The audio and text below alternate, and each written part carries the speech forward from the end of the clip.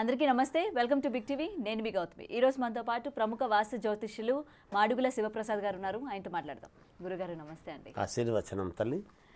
అయితే ఇండస్ట్రీకి సంబంధించి వేణుస్వామి చేసిన కొన్ని వ్యాఖ్యలు ఏవైతే ఉన్నాయో ఇవాళ అందరికీ కూడా కోపం తెప్పించేటట్టు ఉన్నాయి గురుగారు.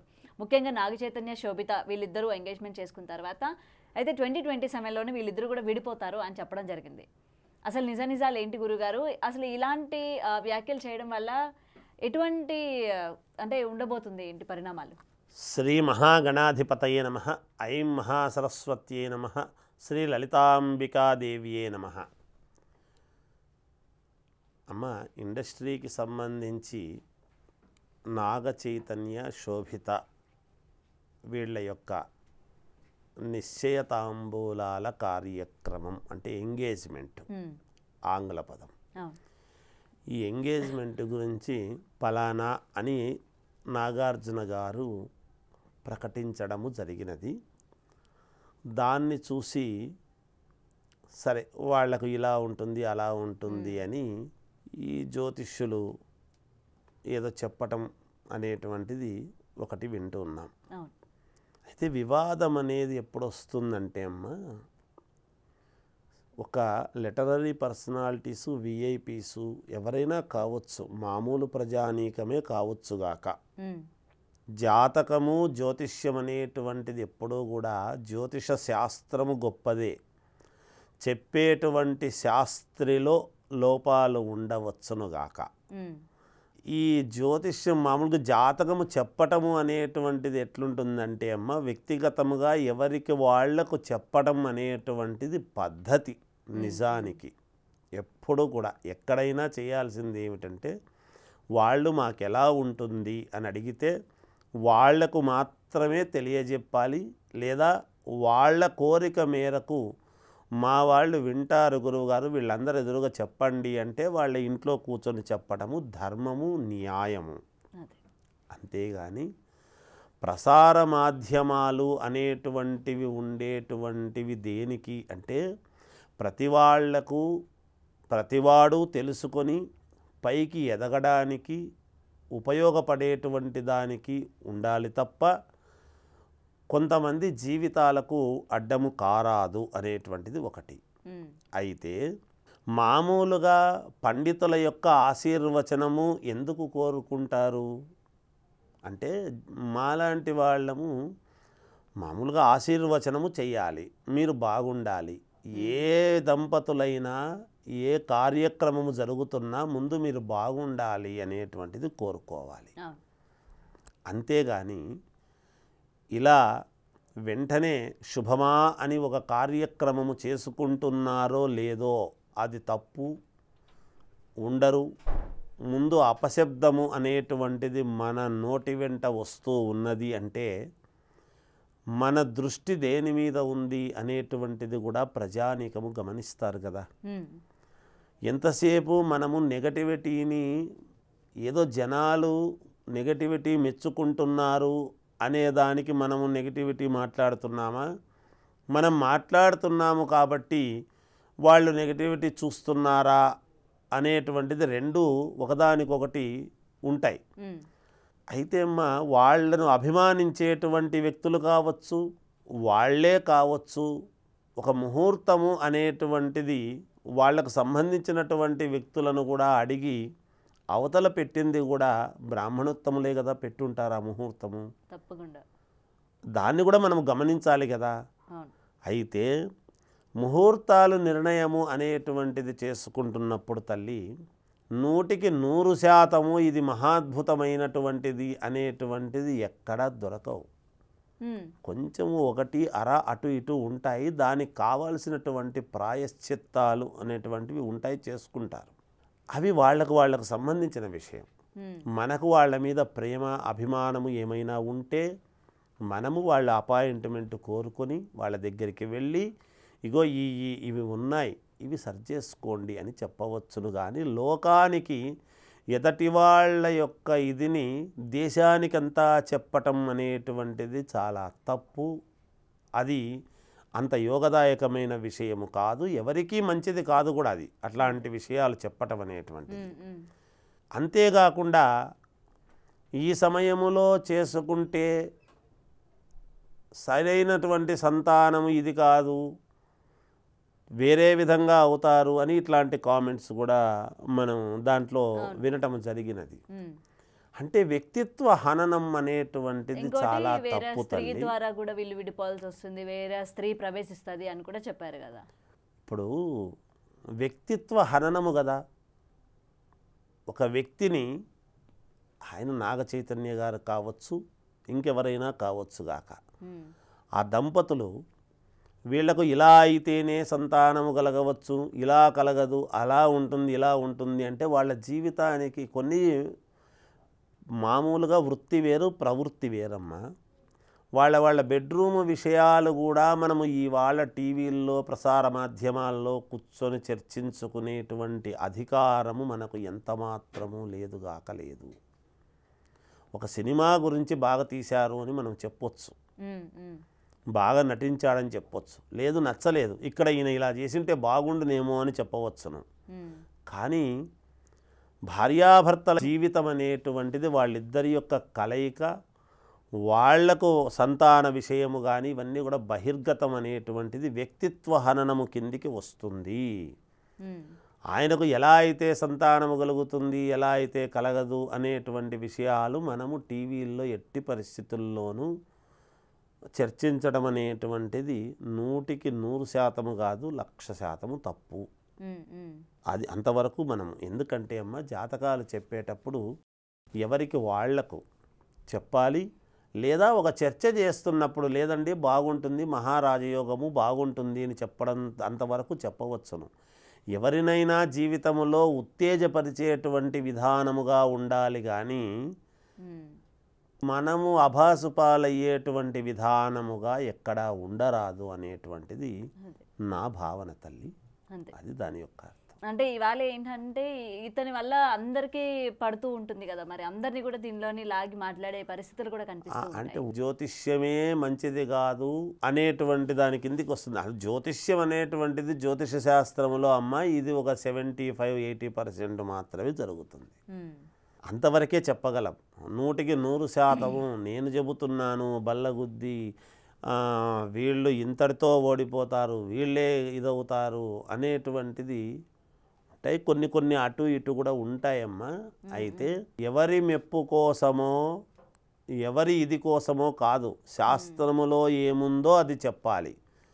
అందుకనే శాస్త్రం ఎలా ఉంటుంది అనేటువంటిది ముందు చెప్పారు. ఏం చెప్పారు అంటే పరమశివుడి చేతిలోని త్రిశూలము వలె, దేవేంద్రుడి వజ్రాయుధము వలె, శ్రీకృష్ణుడి మన శ్రీ మహావిష్ణువు చేతిలోని సుదర్శన చక్రము వలె, పరశురాముని చేతిలోని గండ్రగొడ్డలి వలె, రామ బాణము వలె, ఇవన్నీ వీటికి ఏవి సాటి ఇంకొకటి లేవు అని ప్రామాణికం. అలా నిక్కచ్చిగా శాస్త్రం అనేది ఉంటుంది. మనము చదువుకోవాల్సింది ఇంత చదువుకున్నా ఇంకా ఎంతో ఉంటుంది. ఎప్పుడు కూడా నాకంతా తెలుసు అనేటువంటిది చాలా తప్పు. మనము తెలుసుకోవాల్సినటువంటివి అనేకమైనవి ఉంటాయి. వ్యక్తిత్వము అనేటువంటిది ఎలా పెరుగుతూ వస్తుందో, ఏది ఉందో అది మాత్రమే మనము మాట్లాడినప్పుడు శాస్త్రంలో మన వ్యక్తిత్వం పెరుగుతుంది. మన గొప్పతనము కోసమో మన 1-2 మనము చెప్పినటువంటివి జరిగినాయి కదా అనే అభిప్రాయముతో వాటిని బూచిగా చూపించి మనము ఇంకేవేవో మాట్లాడుతూ వస్తున్నాము అంటే మనల్ని మనము కించపరుచుకున్నట్టే ఉంటుంది తప్ప ఇంకొకటి కాదు అనేటువంటిది నా అభిప్రాయం. చెప్పిండొచ్చు, జరిగుండొచ్చు, రేపొద్దున ఇంకా మనం ఎలా మెరుగుపడాలి అనేటువంటిది మనల్ని మనము తీర్చిదిద్దుకునేటువంటి విధానముగా ఉండాలి. కానీ నలుగురిలో అందరితోనూ మనము తిట్లు తినేటువంటి పని చేసుకోరాదు అని నా అభిప్రాయం తల్లి. ఇక్కడ ఏంటంటే అందరికి ఇంకా ఎక్కువ కోపం తెప్పించేది గతంలోని వైఎస్ జగన్మోహన్ రెడ్డి గారు గెలుస్తారని చెప్పి ఓడిపోయిన తర్వాత ఆయన ఒక వీడియో రిలీజ్ చేయడం జరిగింది. దేవుడి మీద ప్రమాణం చేసి, ఆయన జ్యోతిష్యం మీద ప్రమాణం చేసి ఇంకెప్పుడు నేను జ్యోతిష్యం సెలబ్రిటీల గురించి కానీ ఎవరి గురించి చెప్పనని చెప్పిన ఆయన ఇవాళ ఆ ఒట్టు అన్నది పక్కన పెట్టేసి, అంటే దేవుడిని మీరు ఎంతగానో ఆరాధిస్తూ ఉంటారు కదా, అట్లాంటి మనిషి ఇవాళ అదే మీరు అన్నట్టు బయటకు వచ్చి ఏదో చెప్పాలి, ఏదో చేయాలి, లేకపోతే వాళ్ళ మీద ఉన్న గ్రడ్జ్న దేవుణ్ణి కూడా ఒట్టేసిన ఆయన వాళ్ళు బయటకు వచ్చి ఎందుకు చెప్పడం అని చెప్పి కూడా కొంతమంది దీని మీద కూడా ఫైర్ అవుతా ఉన్నారనమాట. అంటే అమ్మా నేను ఒక వ్యక్తి అని పేరు చెప్పి అనను కానీ తల్లి, నేనేమంటున్నానంటేనమ్మా, మనము దేవుడి యందు ప్రమాణము చేసి అంతా నిజమే చెబుతాను అబద్ధము చెప్పను అనేటువంటి మాట ఒకటి వాడతాం. అవును. ఎందుకు అంటే దైవము మీద ఎప్పుడైతే చేస్తున్నామో మనము ఆత్మవిమర్శ చేసుకోవటం అనేటువంటిది ఉంటుంది. అది నిజం. బయటికి ఏం చెబుతున్నామో కడుపాత్రము కోసము ఏదైనా చెప్పు, కానీ నీ ఆత్మవిమర్శ అంతరాత్మ అనేది ఒకటి ఉంది. నేను తప్పు చేస్తున్నానా ఒప్పు చేస్తున్నానా అని. ఇక్కడ మనము చెప్పిన మాట మనమే తప్పితే ఇది ప్రజల్లోకి చెప్పాం, మళ్ళీ చెప్తున్నాం, ఇంకా మన మాట మీద ఎంత మాత్రం విశ్వసిస్తారు జనాలు అనేటువంటిది ఆలోచన చేసేవాళ్ళు ఆలోచన చేస్తారు. కానీ అయితే మన ప్రతిభ కోసము ఇంకొకరి దంపతుల యొక్క జీవితాన్ని నాశనం చేసేటువంటి విధానముగా ఉండకూడదు. మన వల్ల, మనం జ్యోతిషం వల్ల ఒకరు ఎదగకపోయినా పర్వాలేదు, ఎవరికి మేలు జరగకపోయినా పర్వాలేదు, ఒక చిన్న ప్రాణికి కీడు జరిగినా అది అపకారమే కదా అనేటువంటిది మనం గ్రహించుకోవాలి. మాలాంటి వాళ్ళము ఎందుకు నమ్ముతారు ఒకరిని అంటే, వాళ్లకు మనము చెప్పినటువంటివి చెబుతూ వెళుతూ ఉన్నప్పుడు అవి జరిగినాయి అంటే నమ్ముతారు. నమ్ముతున్నారు కదా అని ఇంకా నా సమానము లేదు అని అప్రమత్తతగా లేకుండా నోటికి ఏది వస్తే అది చెబుతూ వెళ్ళాము అనుకోండి, ఏముంటుందమ్మా, మునగ చెట్టు ఎక్కినట్టే టపామని కింద పడిపోయినట్టే ఉంటుంది.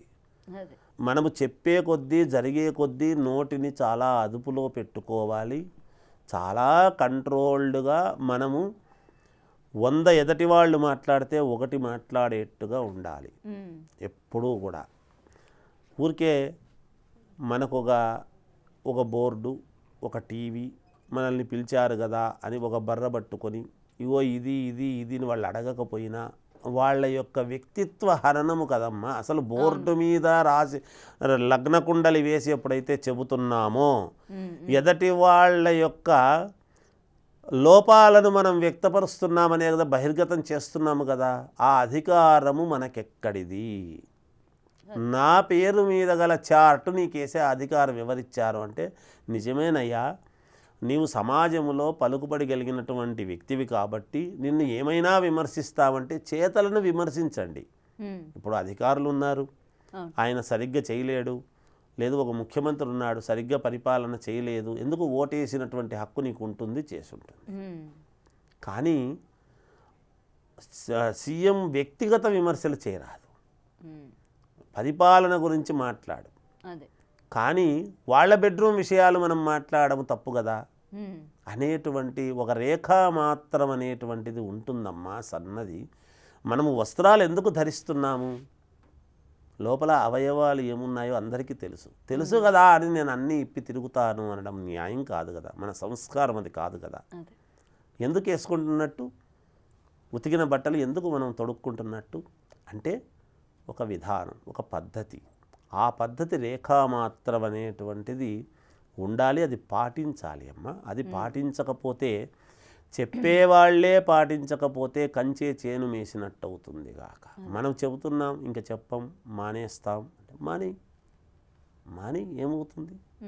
లేదు, చెప్పాలనుకున్నాం, ఇది తప్ప, నేను మామూలుగా మాట్లాడతాను, మామూలువి చెప్తాను అని చెప్పవచ్చును. నేను చెప్పను అనడం మళ్ళీ మొదలు పెట్టడం, నేను చెప్పను అనడం మళ్ళీ మొదలుపెట్టడం అంటే ఇది మన వ్యక్తిత్వాన్ని మనమే హననం చేసుకున్నట్టు, ఇంకొకరి వ్యక్తిత్వాన్ని హననం చేసినట్టే. అందుకని ఇలా మన గొప్పతనము, పాండిత్యము ఉన్నప్పుడు నలుగురికి ఉపయోగపడేది ఎలా అనేటువంటిదే చూడాలి తప్ప నలుగురిని ఇబ్బంది పెట్టేటువంటి పాండిత్యం ఎప్పుడూ కూడా పాండిత్యము కానే కాదు. ఇతరులను బాధించేటువంటి పాండిత్యము మనకెందుకు? ఇతరులకు ఉపయోగపడకపోయినా పర్వాలేదు, కానీ బాధించేటువంటి కోట్లాది మంది అభిమానులు ఉంటారు కదమ్మా.